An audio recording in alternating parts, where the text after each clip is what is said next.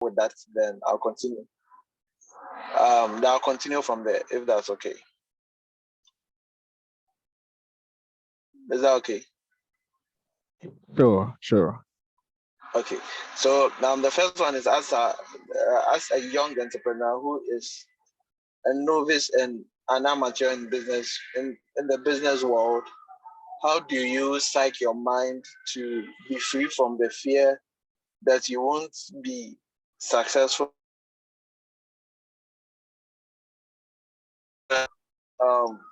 Very important question, because most businesses die before they are even born because of the fear that it might not succeed or it might not come out well. So the question is how to psych your mind. So the first thing you have to do is you have to be careful what you listen to and what you see, what enters into your mind, because what you see enters into your mind. So if every day you are seeing failure, there's a high possibility you would, even if you become successful, you think you become a failure. But if you're around success, there's a high possibility you become successful. It's like having friends who are rich. If you're around rich people, as time goes on, you see that you see things different. You think different. If you're around poor people, you also see things different. It's the same way if let's say you graduate university and you're always around students, there's a high possibility you still think like a student and you still behave like a student. And there's in that same vein too, if someone is a student and is normally around people in the industry, they normally tend to act more industry-like than student-like. So the best way to psych your mind is to be careful what you listen to, be careful the people you see. Always surround yourself with good examples. Because if I go to the Bible says the things like what you see is what you become. So you can, for me, like this, what I do is I'm always trying to look for good news somewhere. I take snippets of the news, but like sit down and listen to the news, I don't do, because there's so much negativity in the news. So for me personally, I hardly listen to news. I just know what is going on and I know what I have to know. But if you want the news, there's so much negativity. So for me, like this, I try to surround myself with people who are winning, with friends who are winning. With friends, if I say I'm thinking of making $1 million by the end of the year, they don't say it's not possible. Hey, Ghana is hard and everything. If you know people close to me, I don't accept that premise that Ghana is hard. Like, it's true, it's hard for somebody, but I believe someone is also making money in this same Ghana that you said is hard. Someone is cashing out. Someone is importing cars. Someone's business. So that means that person is making money. So I always try to surround myself with people who have a positive attitude, a positive mindset, so that when I say something, they don't kill down my idea. They encourage it. So read more books, just surround yourself a lot with positive thinking and winning mentality. If you're around a winning culture and a winning mentality, there's a high possibility you also win. You not making it. And the truth about that is that failure is there's a book called Failing Forward. Like, you can fail forward. Just because you failed at one thing doesn't mean you failed entirely. It's like having a reset. If I have a reset in one paper, it doesn't mean that I have failed that whole semester. I can always come back and write that reset. Or let's say you have A and you have 1D or 1C, then you focus on the A's you've gotten. But what we normally do, maybe in life and in business, is that we go and focus on the C, rather than focusing on the A's that we've made, the achievements that you've made. You've gone forward. At least you've started a business. You've registered your business. At least you have clients. There's someone who is not where you are. There's always someone who wants to be where you are. So in business, it's always knowing that you just have to get it right once.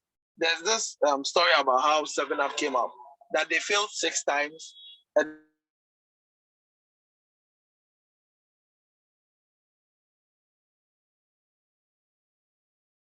most of the times, like, people can just have one breakthrough or one success, and it erases all their failure. And that's what we don't see.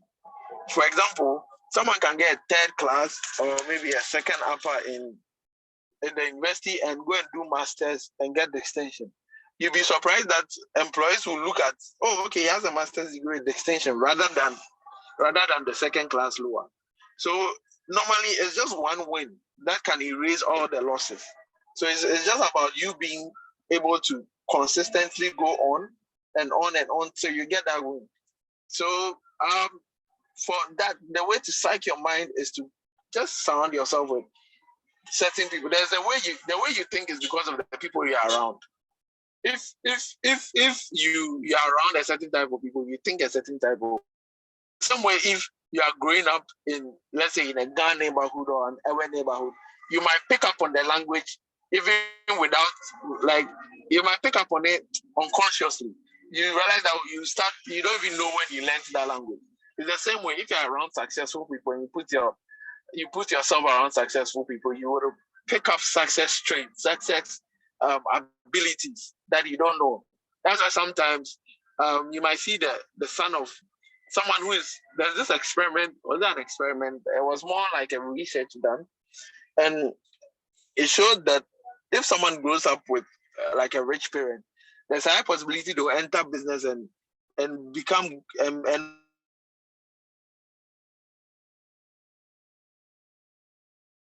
some traits that they don't even know they have that helps them in business. So sometimes you feel like, this guy, he doesn't know anything. How come he's making money? It's not because of like necessarily his intellect, but it's because of things like he picking certain things up little by little whilst he was growing up from his parents or from the person who was around him that he didn't know. So just surround yourself as much as you can with positive people and positive minded people. Now, if you do that, it would really help you with psyching your mind and putting you in the right mindset. In case you can't hear me, let me know. So, because please, could you hear that? Yes. I did. I'm sure everyone heard. Yes, yes. Okay, so let me go to the other question that is here. So the second question that's here is, would you advise that it's good to start up a business with a loan? And and what are some of the risks of starting a business with a loan? Yeah, so I get this question a lot. So let me start from the beginning. There are two ways you finance a business. Every business is financed in two ways. There's no other way you finance a business. It's either you go for debt or equity. So there's debt and there's equity. So debt is something you have to pay back, even if the business doesn't go well. So like loan, what else? Like, yeah, basically loan and taking money from other people and borrowing and all those things. Those are debt. That means the person has no stake in the business. And there's equity. Equity is you taking money from people to give them a share of the business. So for example, MTN was the last 3 years or so floated shares. And so we bought, so in that sense, MTN needed money. And the way they raised the money was to float shares so that you buy into the company. They didn't take a loan from anybody. They floated shares. So those are the two ways you get money. Is it that someone buys into the company or someone invests into the company and take shares, or someone invests into the company as a loan and later you pay the person back. So the disadvantage with the loan is that even when the business doesn't go well, you still have to pay back the loan. So if you're going to take a bank loan and you use it for business and the business doesn't go, you still have to pay back. For example, a lot of people took money to go and buy face shield and all those things back, I think 2 years ago. You still have to pay that money back. That money is locked, but if you took it as a loan, you have to pay it back. But when it comes to equity, when the business goes down, it's gone down. Your money is gone. There's no way you get your money back because you had a part ownership in the business. And with the loan to the other one is that if you pay off the loan, you are done. You don't have to give the person money. It's equity. The person has shares in it. That means the person will receive something called dividend, which is what you get on shares, or the person will have a share in the profits of the business. So for me personally, me personally, I don't like loans. I don't like starting business with loans. But of course, there are some businesses that you would have to start with loan. Some which are especially businesses that are very capital intensive, that you know that you get your money back. Something like construction. A lot of people in construction use loans because they are assured their money back, especially government people who do construction. Of course, maybe government will not pay you early, but at least you are assured your money back.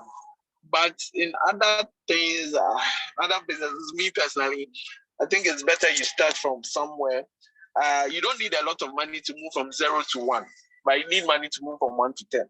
So at least just you can even start. I normally advise people to start with a service. So look, normally services don't need that much money. For example, you guys are if I'm right, it's Achura sign.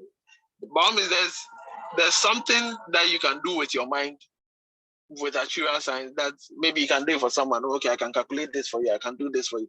There's always something you can do with your mind to make money rather than selling goods. So if you like, you can start with that thing that involves your mind to make money. Then you use that money. If you are disciplined enough, you use that money and you enter into buying and selling of goods. Because me personally, loan. Okay, me, I don't like owing people, so I don't. Maybe if there's some people who owe 50,000 and can sleep, so me personally, I don't like owing people. I want to know that even if I don't owe anybody, if I don't have money and I don't owe anybody, I can sleep. But if you don't have money and you owe somebody, that's a whole different situation. And especially if you are taking certain risks, there's always risk in business. So taking a loan to start business, me personally, you see, for me, I'm a bit biased, that's why. But it's also, if you know you can do it and you can service that loan, why not?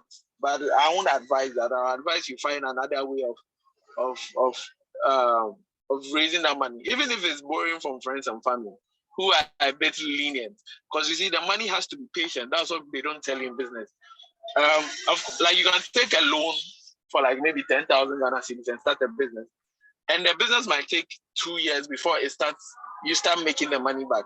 Whether the bank can be that patient for that 2 years, that 5 years, is another question. So it depends on also where you're taking the loan from, because the money has to be patient. If the money is not patient, it might. If you take loan 10,000 and by the, let's say, 2 months time, the bank is saying you have to come and pay the interest. You have to come and pay. It worries. But sometimes when you take money and the money is patient, that someone can give you money for 5 years and say, okay, you pay me back after 5 years with this interest. That one, you have time to make your mistakes, get the money back, all those things. But if the time is limited and you have to be paying a certain amount of money every quarter or every month, sometimes that puts a lot of pressure on businesses. And even if you go for loan, I'll prefer you borrow from friends or family or creditable people that they can take their time with the money, because banks are nice giving you loans, but when they want their money back, you don't want to see. They are very vicious and they are very ruthless when they want their money back. So that's my take on that. Or you can just go with equity and look for people to buy into your company and sell a certain percentage of your business to them. But that one, you have to know what you are selling to them. Otherwise, by the time you realize, you lose your whole company. There's a way you put out equity. For example, MTN only put out 30%. So MTN, even though it's on the stock market, it's only 30% of the shares that's there. The people who really own MTN still own a majority of it. The 30%, it's really nothing. Even if you buy all the 30%, you won't be the majority shareholder in MTN. So there's a way there's a way to give out shares, and there's a way to sell a part of your business. If you don't take care, you'll be cheated. So um, I'll advise you before you even do that, you get good advice, you get good counsel before you do that. So those were the two questions. I think I've tried my best to answer them. If you have any other questions concerning that or concerning any other things, because those are the two questions I got. So if you have any other questions, I'm ready to answer.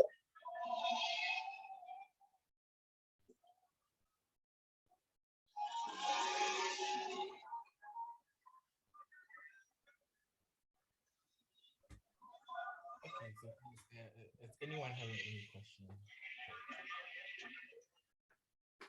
Speaker, Mr. Sarah.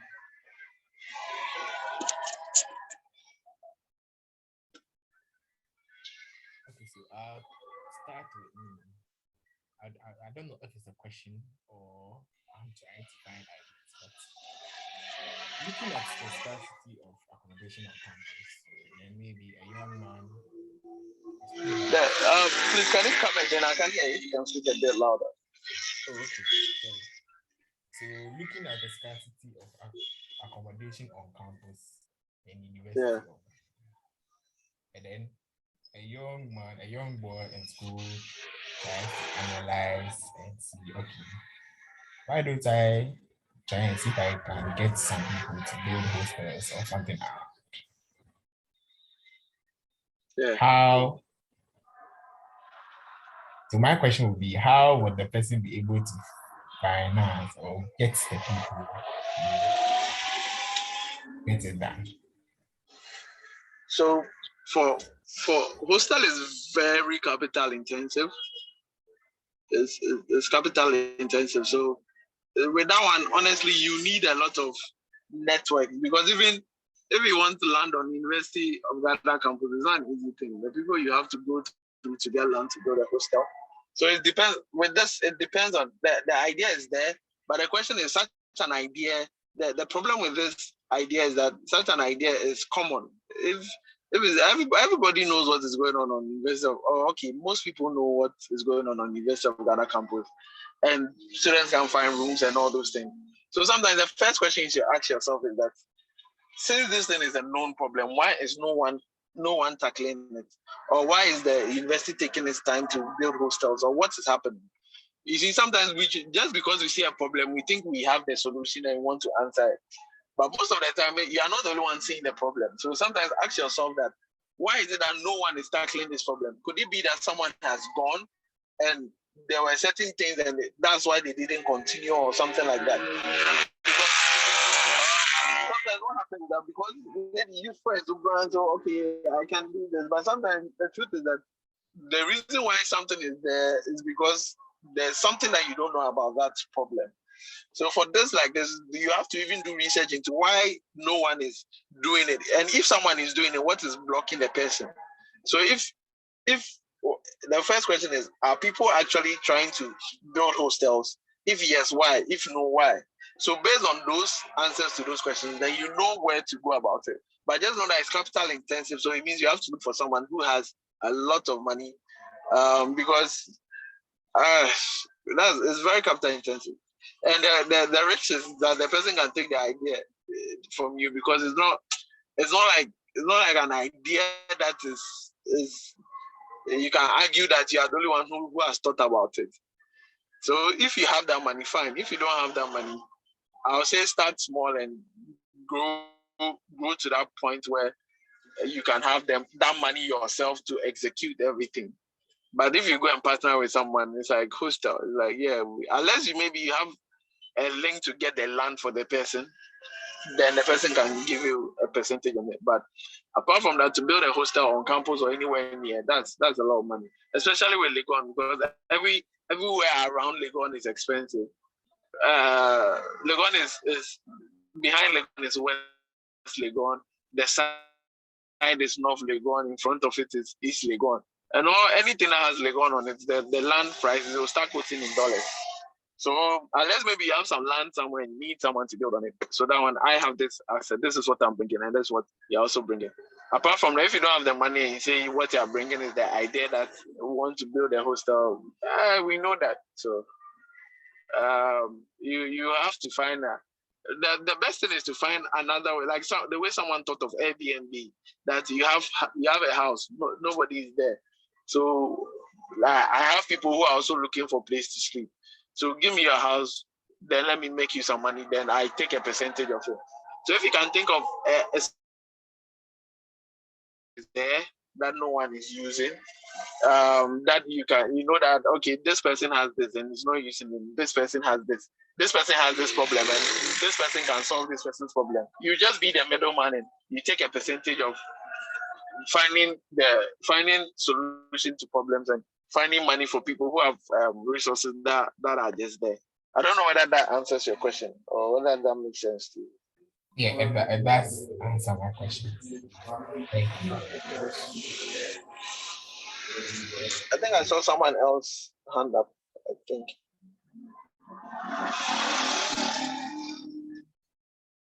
So, is there any other question? Is there any other questions for our host? Hello. Yeah. Yeah, hello. Hello. You go. My question is, how have your priorities changed when you first start? Often, as entrepreneurs, we explore ways to develop our business, and we have mind that those changes. With yours, how have your priorities changed from when you first started? Oh, okay. So, as you said, the more you stay in entrepreneurship, you learn certain things. For example, the longer you stay in entrepreneurship, you realize that it's not really about the product. Normally, when you start fresh, you want to get the best product. You want to get the best. Like your product should be the best. If you are selling something, that thing should be the best price, the best, all those things. And as you stay longer in entrepreneurship, you realize that you move from product to distribution.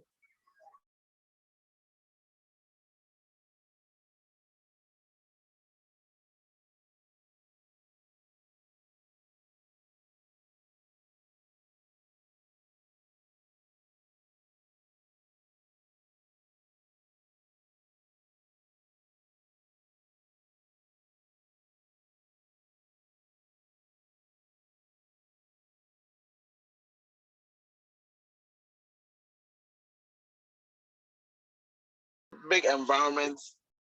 There's a whole big environment like around what you are doing. Then you start and you try and start to go towards owning the ecosystem, like what Apple is doing. So Apple has its watch, its AirPods, its MacBook, its phone. So someone can just live in an Apple world. And if you have Android, the person won't know what to do with you or how to get anything from you. Because everything about that person can be Apple. So maybe Apple started with the MacBook, with the Macintosh. But as it went on, they started developing to form a whole ecosystem where they don't only have a laptop, they have their earphones, they have their watch. Right now, there's even Apple TV. So they are trying to create a whole ecosystem where everything about you can be Apple, and you don't need anything Google. Google is also doing the same thing to create a whole ecosystem. But when they started, maybe they're going past the product. So whether like you are not, they are not even like yours is like Gmail, but they are thinking way beyond Gmail. They're thinking beyond Gmail. They're thinking about Android. They're thinking about a whole lot of things. So when they started, maybe they started with a product that the Google has to be good or the computer has to be good. But as time went on, they developed into a whole ecosystem. So normally when you start with product, then as time goes on, your priorities will change and you realize that, okay, my product is good. Now, how do people hear about me? Then when people get to hear about me, now you see, okay, now how do I infuse myself into the life of a person, like a whole ecosystem? So it changes. But if you try and jump a stage, it will worry you because it's like trying to roof a house with no foundation. You have to start from somewhere. Everyone starts from the beginning. Get the product, then you go to distribution, then you go for it. Otherwise, if you get good distribution and your product is not good, then it's cost 90. I don't know whether that makes sense. Yeah, thank you. It makes sense. Secondly, can I go on with the second question? Yeah. We all know how hard African has become, how the economy has turned to. Would you say that as youth in maybe to start up a business, or there is something special we need to start a money? Yes. Okay, your line was breaking a bit, so I think you're asking whether as the youth whether we need money or like what what we need to start, like what Yes, we need to start businesses to help the African economy. I'm saying that. I hope you heard the question. I come again. Hello. Yes, yes. What do you say? Okay. You heard it, or I should repeat myself again? No, I'm saying what I think I heard, so that I just wanted you to confirm whether you are thinking of how, like, what as the whole economy of Africa is right now. Like, what do the youth need to start their businesses or flourishing business? Is it the startup capital, or is that the question? Yeah, or something special. There is something Oh, special that needs like money. oh, okay, okay. So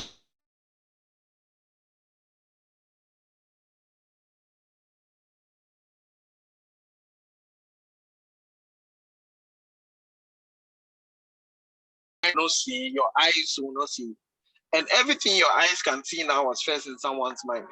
From whatever you think is wild, whether car, plane, whatever it is, it didn't just come. It was first in someone's mind. So your ability to train your mind.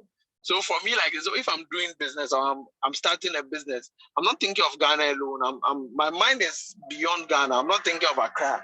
I'm thinking of Africa. I'm thinking of worldwide. I'm not thinking local. I'm thinking global. But if you are not careful, based on our mindset, even there are some people who think Ghana is Accra. Honestly, you'll be surprised. Some people don't, like, they don't see, if they are starting a business, their whole mind is Accra. Even though maybe that business, if they go to Tamale or somewhere else in Ghana, they would have made a lot of money and gotten a lot of space to start that business. But because in our minds, Ghana is Accra, Ghana is Kumasi, Ghana is okay, this is where the thing is going on. So we get frustrated. I know businesses that are doing very well that in Tamale. Because first of all, you get tax breaks, which people don't know about. So you get tax breaks, you get labor is cheaper. The land will be cheaper, accommodation will be cheaper. So it's just about, the first thing is to get the mindset right. Because someone is there thinking that they need to do this, it's only a cry they can make it in. If I'm starting a business, you can think globally. Right now, you can get the whole world in one place. You can get the whole world online. So it's about the mindset that, okay, I need this, I need this, I need this, I need this. If you don't change your mindset and they give you 50 billion, you'll be surprised you misuse the 50 billion and you understand.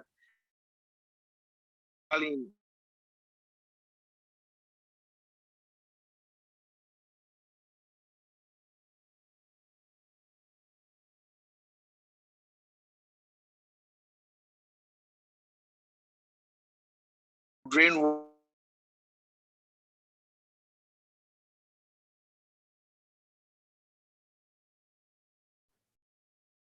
Hello. has been programmed to think that money comes fast. So that's why betting companies will make money, because everybody wants to make money fast. But that is not the reality. The reality is wealth is built. No, wealth is not just overnight. It's built. It's step by step by step by step. There are some people that you are hearing about now. If you go and check when next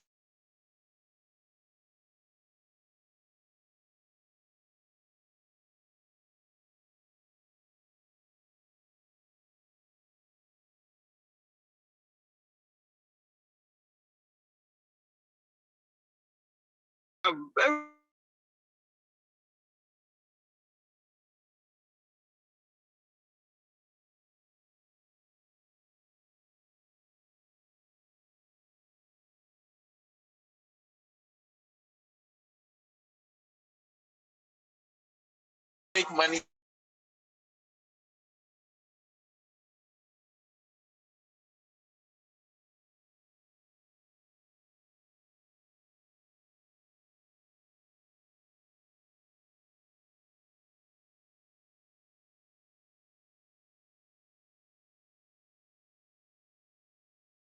So you have to understand that if you don't change that mindset, they can give us 50 billion. If like, go and see how much money Ghana has borrowed since independence. You see this whole IMF thing, which is everybody has gone to IMF from Nkrumah to now.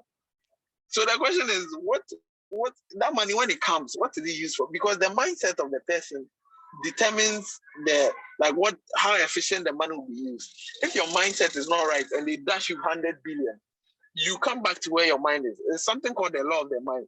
Where your mind is where you'll be. If they should dash you 100 billion, your mind will come back to where your mind will pull your body back to where your mind is.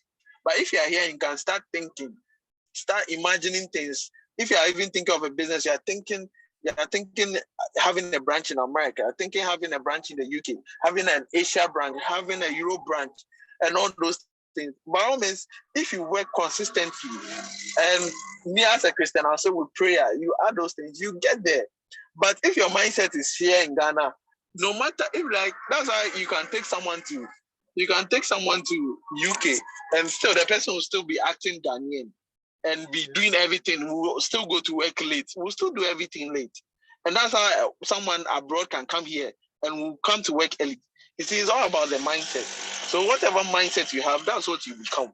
So what we really need is for us to have a certain mindset, for us to change the way we think and know that this thing is possible. This thing is possible. I can be in Legon right now and start a business that will be worldwide.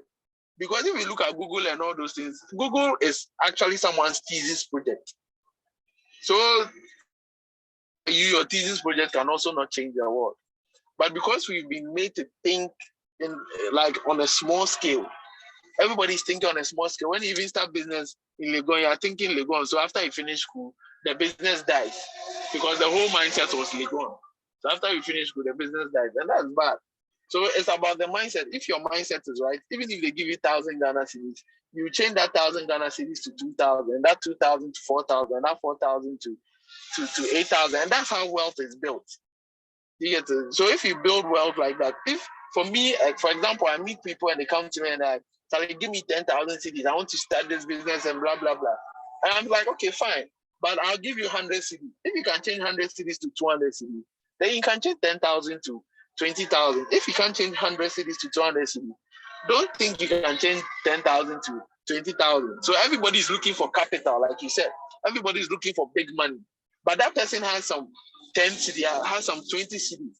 If you know how to change small money into more small money, if they give you money, you'll be able to change big money into more big money. So it's about the mentality. So what keeps us down is that someone is looking for that 100 million. Someone is looking for that 10,000, 20,000, 50,000. You meet people and they say, if I get 50,000, I'll start. I'm like, no, what do you have right now? What can you use?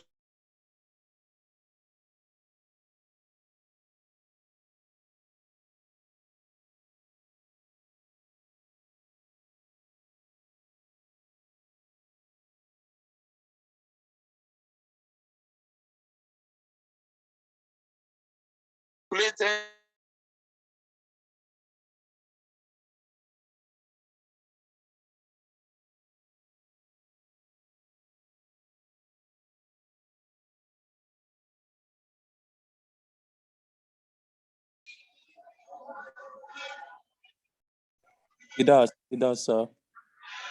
Okay, yes. Thank you very much. I don't know if okay. I don't know if I should proceed with the third question or someone should come in before. I'll wait till someone comes, then I'll ask them. But if no one is coming, you can ask so that you continue. So, you can ask the third question. So that, but I don't know if anyone wants to ask a question again.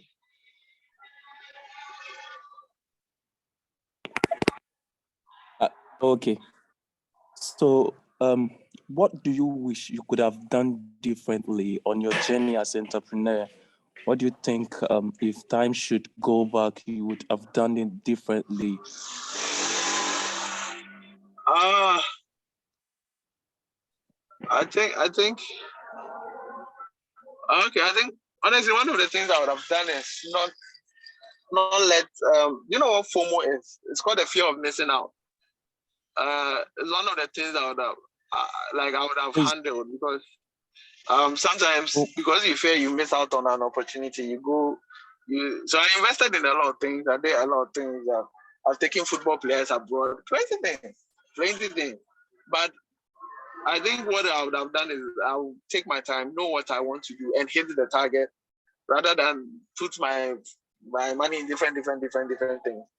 That's one of the things I would have done, because sometimes you feel like, oh, this might be the next big thing. So if I don't enter and it becomes the next big thing and I miss out and all those things. So sometimes because of that, you make certain decisions that technically are not sound, because you are making them based on the fear of missing out, not based on technicalities. So I would have been more precise in what I put my money into and what I invested in and the businesses I go into. I'll choose one, stick with it, and be the best in it. Rather than like if you hear this, hey, they say this is happening here, hey, they say this, those kind of thing. Like I'll take my time. Another thing is I would not have built a business around myself. When I started my first business, I built it around myself. So when I wasn't around, it's like the business is not around.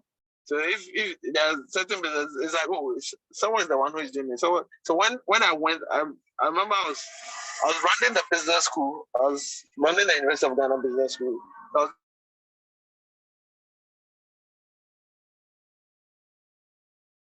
abroad. I lost that client because it was someone is the one doing it. So even though I had people in Ghana who could still do the business or still provide the price and all those things, immediately I went abroad, I lost it because like someone is going abroad. So in their mind, the whole business has gone abroad. It's because I built the business around myself. So that's another thing I want to do, like build a business around myself. That one I won't do it. And just as I said, taking my time and knowing where to, not just going because hey, everybody's going here. So hey, everybody, hey, they said this. Oh, they said that thing really took some of my money. So yeah, those are I think for now those are the two different things. Maybe I'll pray more to it. I think I'll add that. I'll pray more. I would have prayed more about business. Yeah. So those are the two.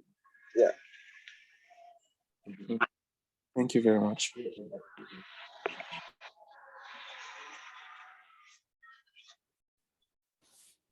Okay, please. Are there any more questions for our host?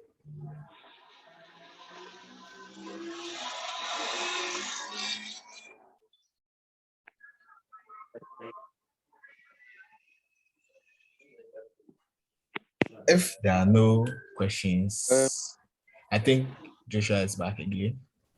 Joshua, do you have any question? I think I'm worrying you guys. I'm talking too much. You can ask the question. Yes, so some of us, you would get the money, you would do this, but then now you don't even know what the content to produce, what if your customer or what.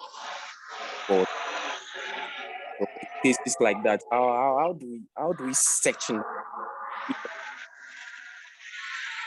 How do we, I just want to know. Also, the line was breaking, but if I'm getting you right, you want to know how to know what the customer wants, because maybe you can get all the resources and produce a product that the customer doesn't want. Is that a question? Is that a question? Okay. So for that, there's something called market validation and product validation. So basically you just have to do research. But there's another way to create demand, but that one is wrong. So I can't speak on it a lot here. But there are some companies that do that. They create the demand.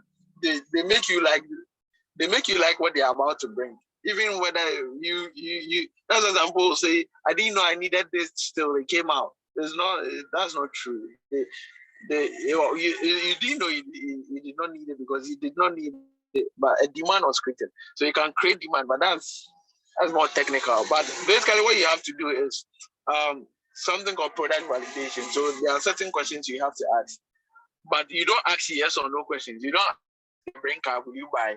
No, because there's a hyper. You see, there's something in human beings that want to be nice, so they will say yes, but they will not buy. So that's that's product validation. You have to know which questions to ask. You don't ask yes or no questions. So you ask questions. So if I want to sell car to someone, or like want to know whether the person will buy a car or not, you ask the person, how does the person move around? Is it comfortable for the person? So if you say, so I move in trotro, I normally take trotro. Are you comfortable in it? If you say, oh yeah, I don't know. So you ask certain questions that will give the person the ability to express themselves. But if you just go straight and you ask, if I bring this product, will you buy? If I sell iPhone, will you buy? There's a high possibility the person will say yes, even though the person will not buy. And then that's product validation. And the next thing is market validation. That's also you validating whether the person has the financial power to buy. Because the person might like the product but might not have the financial power to buy. For example, the person who asked the question, you might like Benz. If Benz come and ask you, like, yeah, Benz is a good car, blah, blah, blah, but you might not have the financial power to buy it. You might like a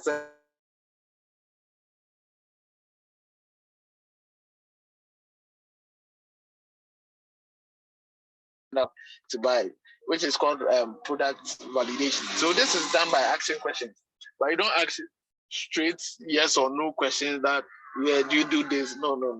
Will you buy this? So there's a way to go about it, which is asking certain type of questions like, if I do this, will you buy? If I do this, will you? You don't do those kind of things. You ask general questions like, how do you do this? How do you go about this? What type of music do you listen to? How do you do this? When you want to buy food, how do you buy the food? So it becomes more descriptive. And based on the description, you will see a pattern in what the person wants, and you see whether the person will like what you're about to bring or not, based on the pattern of what the person does. So that's the way to go about it.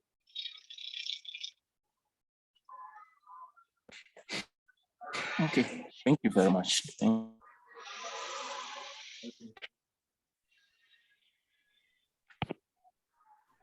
Hello, please. Are there any further questions? Anyone with any question?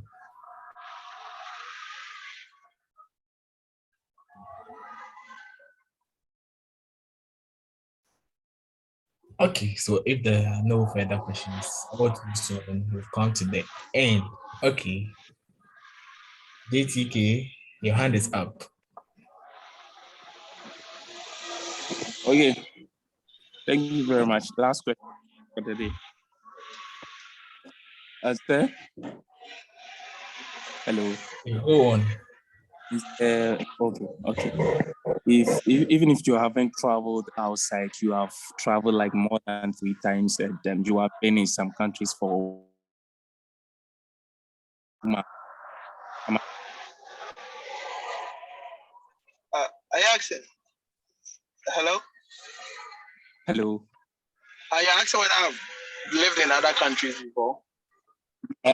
Yeah, I'm asking a follow-up question. I'm saying that even if you haven't traveled out, been in some countries for 2 months, 1 month, yeah. Hello. Yeah, I can hear. So what's the question? So the question is, what do you think is different as in comparing the two economies, that is a Ghanaian economy and where you are in the economy? Oh, okay, like the economies. You see, it all comes back to one thing. I can say plenty things, but it all comes back to the mindset. Hello. Yeah, what are you saying? I'm saying that even if you have been for 2 months or 1 month, that what do you think those economies, comparing those two economies, the Ghanaian economy and where you have been the economy, comparing those two economies, what do you think the government over there provide for the over there, and it has taken effect in Ghana, and you think is that as implement that treatment of things help give birth to their talent, what they want to become? The line was breaking, but I'm thinking you're saying like what the government does there. If I'm getting it right, you're asking what they do that help the economy and how we can use that in our economy. Yeah, what they do for the youths over comparing to the economy, what they do to their youth, provide for their youth in their economy. had that over, and you think if government implements those kind of interventions to help the youth over here? Oh, okay. So it's about meeting the what we call basic needs. So, Okay. for example, when let me tell this like when I was in the UK, if my phone is on 5%, I don't mind because I know my lights won't go off. But in Ghana, if your phone is even on 70%, you know, and you know you have something important coming up, you have to charge it. You can't risk it. So like the basic things, like there's the like even if not for anything, your road is good, your internet connection is good. Even for example, we are having this call and the internet connection is not really that good. So you see, so the basic things are provided for. So you don't stress thinking about the basic things. So your internet is good, your road is good, your system is good. So I can register my company easily without paying bribe and having to sort people and all those things. I can register my company easily. I can get access to maybe a loan a bit easier. I get access to help, mentorship, and all those things a bit easier. I can even get access to other company, um, like other company details did wrong. They are more forthcoming and telling. So the basic things that you need to survive, or as like a business needs, are provided. So it's not that difficult to start a business because it's not difficult to get the right people to coach me on how to start a business. It's not difficult to get the even if I don't have an office space and I'm in my house, the internet connectivity in my house is good. The delivery system is good because everywhere like the GPS system works. Even Ghana, even though we have GPS, sometimes you follow Google Map and it will take you to honestly, sometimes where Google Map takes you, you don't even want to know. So the system, what we will say, the system works. Like if this thing will come here and this thing, but basically what makes the system work is that the basics are met. So the basic things are met. So that as I'm in school, there's and I want to maybe do and go online and work online. Maybe because there are certain jobs you can do online. I won't have internet problems. I know someone in Ghana who had a very important video call with someone abroad, and it was during the Doomsday era. And I think the call was at 2, around 1:50. They put off light, and Americans don't understand Doomsday, so it's not an excuse. So it really costs the person a lot. You see, but at least simple things being in place. Let me know that I have electricity. Let me know that I have good roads. Let me know that like my internet is okay. Just these basic things. Let me know that I have like even if I have small money, I can get food to eat and survive on. So those basic things, if you make sure that those things are there, at least it gives me a chance that okay, now let me use the rest. The rest is how best I can use my idea and grow my idea. But right now, even if you actually are thinking about how to develop your idea, you're thinking whether to give light off. You're thinking how expensive data is. Even if you even get the expensive data, it's not reliable. You see, so there are so many basic things that need to be handled at the foundation level so that at least some people can just get time to think. That's the problem. There are so many things happening in Ghana. As if you're a youth, you think more. You are more worried than you think innovatively. If that makes sense, like you worry more than you think innovatively. Like you're right. Okay, hey, this thing is this. This thing is this. Yeah. So you don't even have time to think of the next brilliant idea. So it makes it developing the idea difficult because it's like Maslow's theory. Your basic needs are not met. So, and the way Maslow's theory works is that if your basic needs are not met, you can't go back. You can't go to the next. You can't go to the next stage. So until those basic needs are met, such as food, water, internet, simple things that I need to survive. That okay, the GPS system is working. So if I say I'm delivering this food to this place, it works. It's not the person who gets here and say, "Pachomedura," who say, "Member, no."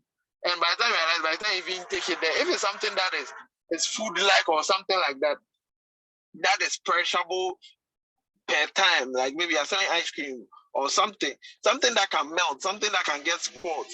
We don't have the time to be saying Pachobra, okay, David Barawichi, and just all those things are just frustrating. So if those basic things can be put in place, so that at least the youth in the economy can get time to say, okay, even if I don't, even if I'm just born and I go to school, I have and I don't do anything. There are basic things that can be met, rather than they thinking, okay, I don't even have electricity. Yeah, exam time is getting close, then there's light off. That person be in the right mind to even think of something else rather than like what is going on. The person can't even think of a business idea because as he's there, he's wild. He's about to write, the lights are off, so you leave Sabah and go to Pent and spend 2 lights off, then leave Pent and go to diaspora and see what is. The person won't have time to even think of other things because the basic needs of the person are not met. So what the government, if you ask me, the basic needs must be met, not like you've created a fund and still you need to know somebody before you get access to that fund. Then it's cost 90. So those basic things must be met. If they are met, then you have time to think about other things. But right now, where your mind is, you can't come and say, I think about invention. You haven't eaten. What is invention? So if those things are met, it gives you time to free your mind. It frees your mind to think of other things. So I don't know whether that answers your question or that helped, but that's my 2 cents about it. It does, sir. Thank you very much. Thank you very much. God bless you.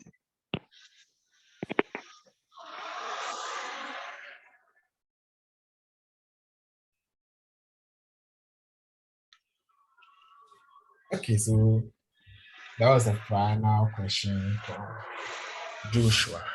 And so I'll ask again if there are any further questions.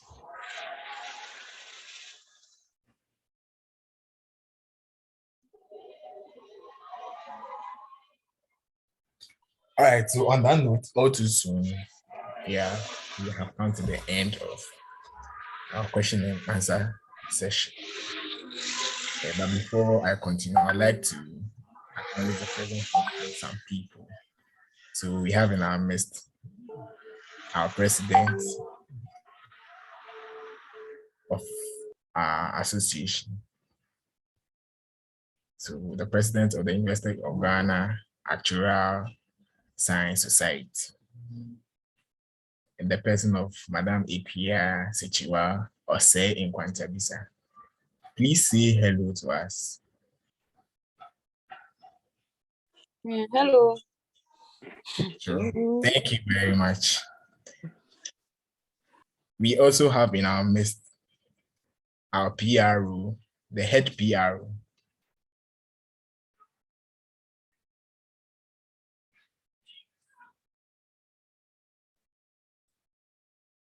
I'm just hoping that I'm not trying to mention somebody's name because I know she's called Bushi. So I'm sure she's the one. So we have our head PRO, Madam Christabel Bushi.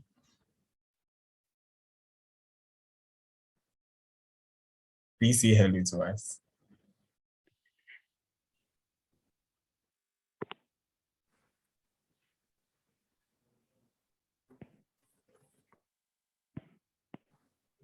Oh, it's rather unfortunate that our PR is not here. So we have in our midst a deputy programs and projects head. He's the one who has been asking all the questions for the session. My brother, Joshua, please say hello to us. Hello, everyone. Well, you were asking the questions with so much vigor, but it looks like the hello is so down. Hello, everyone. Hello, sir. The next on my list will be our second deputy EC, my own brother again, Enoch Jedu Esando. Please say hello to us. Hello. Hello, everyone. Hello. Thank you very much. Okay. Yes, and we have a member, a rep from the finance committee, and the person of Mr. Raphael K. Please say hello to us. Hello. Sure. Okay. So thank you very much. And to the members who joined, we have, I can see Abba, Abdul, Baba, Brianna, Hayford, iPhone, Techno Spark 7, and the Born Ultimatum. Yes. So on that note, I'll call on our president to give us the vote of thanks, and then we'll take our closing prayer, and then we can go back to whatever we were doing. Thank you. Okay, thank you so much, Victor. So, on this note, I'd like to thank Mr. Balasu for honoring our invitation the second time. We are really grateful, and we pray that God will endow you more knowledge and wisdom so that He can impact us more in the years to come. I'd like to thank the students body as well for coming, and we hope that you learned a lot too from our resource person. So yeah, thank you all and God bless you. Have a lovely week. Thank you very much, Madam President. So on that note, I'll call on my brother, Mr. Enoch Jedu Isando, to give us the closing prayer.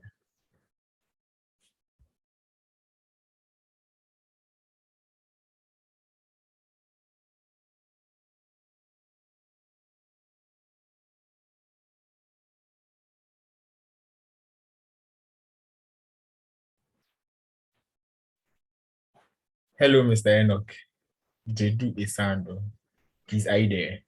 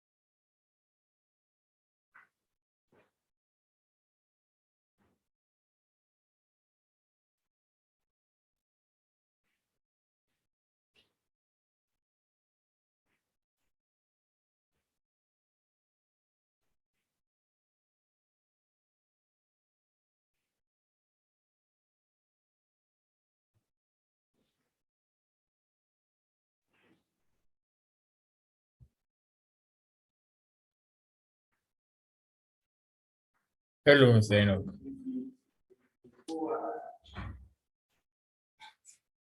Okay, so I'm praying. Yeah. Hello. Okay. Yeah, hello. So, yeah, I said I'm praying. Sure. Okay. Father, in the name of Jesus, we thank you for how far you've brought us. We thank you for everything you've done for us, the knowledge you've shared under this program. Father, Lord, I pray that anything is learned here, let us manifest in our lives. In Jesus' name, amen.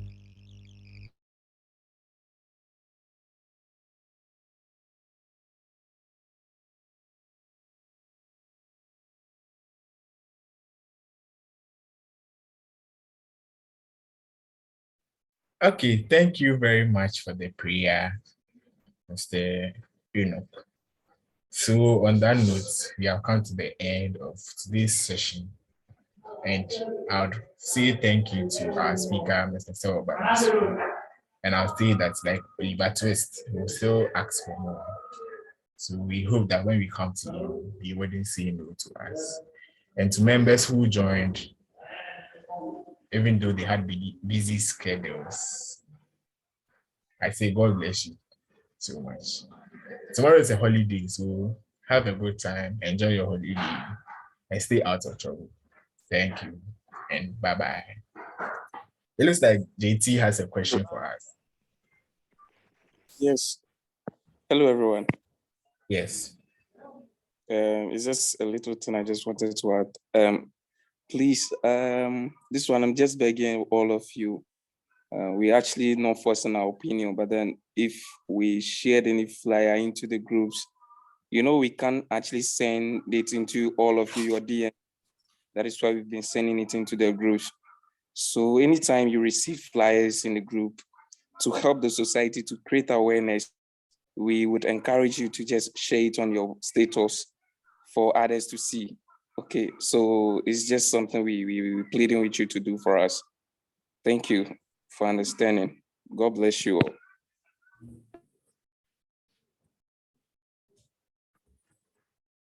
Thank you, my brother. Yeah, it's indeed a great initiative. So please, we beg you, we plead with you. Yes. So my name is Victor Sydney, the Deputy Organizing Secretary for the University of Ghana Actual and Statistics Society. Yes, I'm the Deputy Organizer. So thank you once again for joining, and God bless you. On that note, bye-bye.